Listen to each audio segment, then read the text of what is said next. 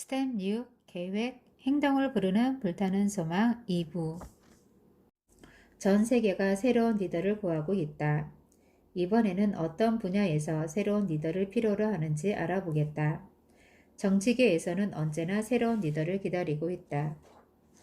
금융계도 문제를 근본부터 개혁할 수 있는 적극적인 리더를 찾고 있다. 산업계 역시 새로운 리더를 찾고 있다. 앞으로의 산업계의 리더는 기업의 사회적 책임을 확고하게 자각하는 인물이어야 한다. 종교계의 리더가 반성해야 할 일은 신자들이 경제적으로 고민하는 현실을 좀 더 진지하게 받아들여야 한다는 것이다. 이 문제를 회피하고 정신적인 입장에서만 설교한다면 현실적으로 탈락자가 증가할 것이다. 법률, 의학, 교육 등의 분야에서도 새로운 타입의 리더가 필요하다. 이는 특히 교육계에서 중요한 문제다. 교육계는 학교에서 배운 지식을 실생활에 어떻게 활용할 것인가를 가르치는 연구가 필요하다.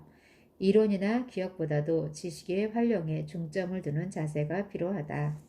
저널리즘의 세계에도 새로운 리더가 필요하다. 이와 같이 현대는 모든 분야에서 새로운 타입의 리더를 요구하고 있다.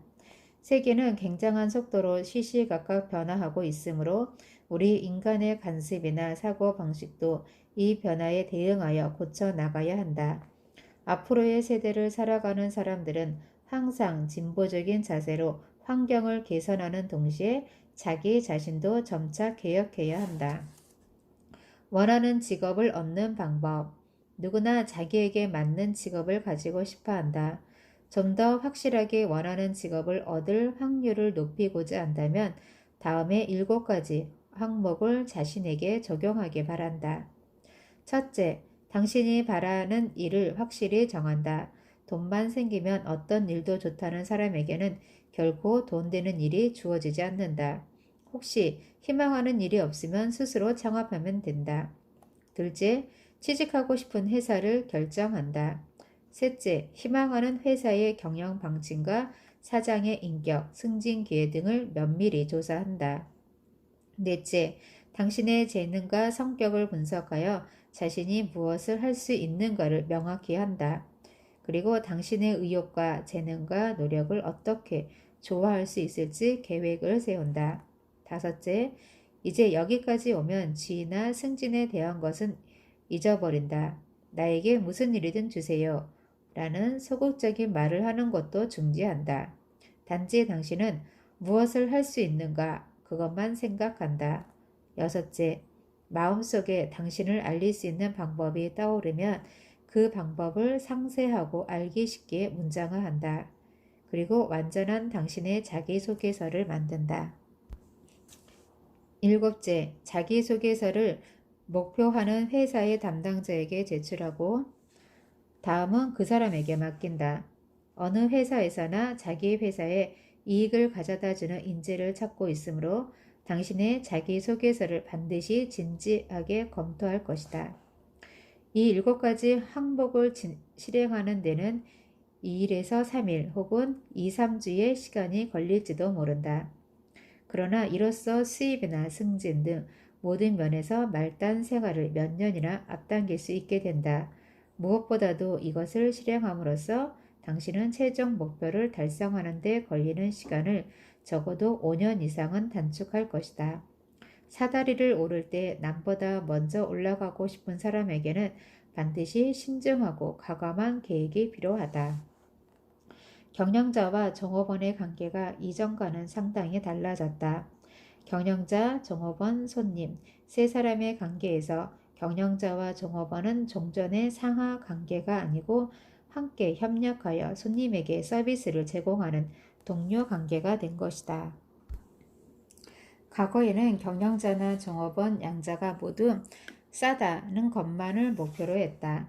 그래서 종업원이 되려는 사람은 임금이 싸도 괜찮습니다 라고 자신을 싸게 팔고 경영자도 우리 것이 쌉니다 하고 자기의 상품이나 서비스를 싸게 팔아왔다. 다시 말해서 양자가 모두 할인 판매를 하고 있었던 것이다. 일반적으로 할인 판매에서는 서비스도 예의도 무시되는 경향이 있다. 하지만 지금은 각 기업마다 예의와 서비스를 절대적인 방침으로 삼고 있다. 이 방침은 경영자는 물론이거니와 종업원에게도 중요한 의미가 있다. 경영자도 종업원도 최종적으로는 손님에게 고용된 것과 마찬가지이기 때문이다. 그러므로 자기 자신이나 상품을 싸게 팔아 예의와 서비스가 소홀해지면 결국은 양자 모두가 손님에게 외면을 당하게 된다. 그 예로 가스 계량기 검침원이 요란스럽게 문을 두드렸던 시대를 떠올려 보자. 당황하여 급히 문을 열며 검침원은 무례한 표정에 찌푸린 얼굴로 도대체 언제까지 사람을 세워놓을 작정이요? 라고 말한다. 그러나 이런 시대는 이미 지나갔다. 요즘 검침원은 신사처럼 예의와 서비스 정신을 갖춘 태도를 보인다. 한편 당시 이처럼 무례한 검침원이 판을 치고 있을 때 한 석유 회사의 영업사원들이 친절한 서비스로 미국 전체를 점령한 사례도 있다. 경제공황이 극심할 무렵 나는 펜실베니아의 탄광지대에서 석탄 산업이 부진한 원인을 수개월에 걸쳐 조사했다. 그 결과 석탄업자도 그 직원들도 싸구려 경쟁을 했기 때문인 것으로 나타났다. 석탄업자는 생산설비 개발은 소홀히 한 채 무조건 싼 것만을 추구했고 직원들은 자신을 싼 값에 팔고 있었으므로 당연히 생산성이 떨어질 수밖에 없었던 것이다. 반면 그 덕택에 석유회사는 굉장한 이익을 보았다. 이 이야기에서 알 수 있듯이 사람이 어떤 결과로 끝날 것인가 하는 것은 그 사람의 현재를 관찰하면 당장에 알 수 있다. 성공하는 사람은 성공하기 위한 행동을 한다. 마찬가지로 실패하는 사람은 실패할 만한 행동을 한다. 어떤 결과든 반드시 그 원인이 있게 마련이다. QQS 공식.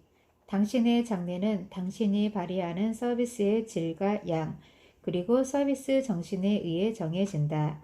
이것이 바로 QQS 공식이다. Q는 퀄리티, 질, 또 하나의 Q는 퀀티티, 양, 그리고 S는 스피리트, 서비스 정신을 말한다. 이 공식을 잘 활용하면 좋은 성과를 올릴 수 있다. 그러면 QQS 공식에 대해 상세히 알아보자. 서비스의 질 Q이란 어떤 작은 일에 관해서도 정성을 다해 배려하는 일을 말한다. 성의가 충만한 서비스야말로 질이 높다고 하겠다. 서비스의 양 Q이란 경험과 실적을 쌓아감에 따라 좀 더 일의 양을 늘리려고 생각하는 습관에서 생겨나는 것이다. 다시 말해서 좀 더 나은 서비스는 좀 더 나은 서비스를 하려는 사고의 습관에서 나온다. 서비스 정신 S란 동료와 부하들이 협력하고 싶어지도록 하며 모든 사람에게 이익을 가져오게 하려는 마음에서 형성된다. 또한 질과 양이 충분하다 해도 거기에 서비스 정신이 부족하면 완전하다고 할 수 없다. 당신의 수익과 보람은 이 QQS가 최대한으로 발휘됨으로써 보증된다. 앤드류 카네기는 이 QQS 공식 중에서도 특히 S, 즉 서비스 정신의 중요성을 강조하고 있다. 카네기는 아무리 양이 많고 질이 좋아도 다른 사람들과 협조가 되지 않는 서비스 정신이 결여된 사람은 결코 동료로 삼지 않았다. 모두 함께 일할 수 있는 인재를 구하는 것이다. 그의 방법을 따른 사람들이 모두 부를 쌓는데 성공한 것을 보면 그의 방법을 인정하지 않을 수 없다. 또 사회생활을 하는 데는 쾌활한 성격이 중요하다. 이러한 성격이라면 다소 서비스의 질이나 양이 부족해도 사회는 나름대로의 평가를 할 것이다. 중요한 것은 솔직하고 밝은 성격이다. 나의 재능을 효과적으로 발휘하라. 재능을 팔아 생활하는 사람도 상품을 팔아 생활하는 사람 못지않게 수입을 올릴 수 있다. 재능을 파는 사람이 파는 방법을 좀 더 연구하면 지금보다 더욱 많은 수입을 얻을 수 있을 것이다. 이런 말을 하는 이유는 재능을 파는 사람들이 재능을 파는 방법과 규칙이 보통 상품과는 다르다고 생각하여 자신의 재능을 좀 더 효과적으로 팔려는 노력을 하지 않기 때문이다. 이제 물건을 파는 시대는 끝났다. 앞으로는 재능을 파는 시대다. 재능의 현실적인 가치를 결정하는 것은 당신의 수입이다. 즉 당신의 재능을 팔아 수입을 얻고 있는 것이다. 우수한 두뇌는 효과적으로 쓰기만 하면 사업에서 돈보다 훨씬 큰 가치를 만들어낸다. 두뇌는 불경기의 영향을 받지 않으며 도난당할 우려도 없고 써도 없어지지 않기 때문이다. 뿐만 아니라 돈이라는 것은 우수한 두뇌에 의해 활용되지 않으면 모래 언덕과 마찬가지로 전혀 가치가 없다. 너 자신을 알라는 말이 있듯이 상품을 잘 팔려면 그 상품에 대해 잘 알아야 한다. 마찬가지로 자신의 재능을 파는 경우에도 우선 자기 자신을 잘 알아두어야 한다. 자기 결점을 올바르게 알므로써 그것을 보완하거나 개선할 수 있다. 또 자신의 장점을 잘 알므로써 재능을 바르게 팔 수 있다. 이처럼 자기 자신을 잘 알기 위해서는 정확한 자기 분석을 해야 한다. 자신의 가치를 모르고 스스로 어리석음을 드러낸 젊은이의 이야기를 하겠다. 그는 유명한 회사에 취직하려고 지원했다. 면접을 보던 경영진은 그에게 매우 좋은 인상을 받은 터라 어느 정도의 보수를 기대하는가 라고 물었다. 그런데 이 젊은이는 특별히 큰 보수는 바라지 않습니다 라고 대답했다. 목표의식의 결여를 여실히 나타내는 태도다. 경영주는 그때 이렇게 말했다. 그러면 일주일간 수습기간을 거친 다음 당신 능력에 맞는 보수를 정합시다. 아닙니다. 그건 곤란합니다. 지금 일하는 곳에서도 가물한 급료를 받고 있습니다. 현재의 위치에 그냥 있는 경우나 아니면 사정이 있어 다른 일자리를 구할 경우라도 현재 받는 급료 이상의 가치가 있다는 확신을 가져야 한다. 누구나 수입이 좀 더 많았으면 하고 바랄 것이다. 그러나 급료는 돈 이상의 가치가 있는 것이므로 돈을 탐내는 것과는 전혀 별개의 문제다. 대부분의 사람이 이 점을 착각하는 것 같다. 자기 자신의 가치와 돈에 대한 욕망은 아무런 관계도 없다. 당신의 가치를 결정하는 것은 자신에게 얼마만큼 가치 있는 행동을 할 것인가에 달려있다.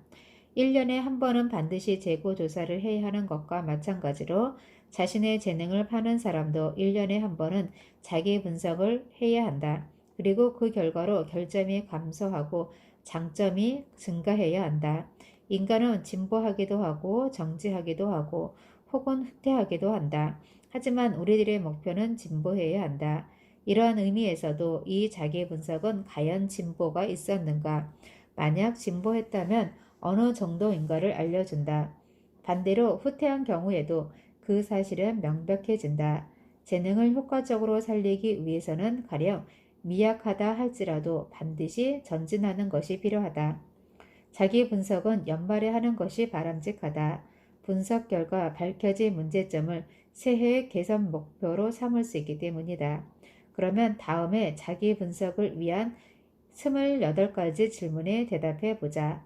엄격한 친구가 도와주면 훨씬 객관적인 결과를 얻을 것이다. 올해 목표는 모두 달성했는가?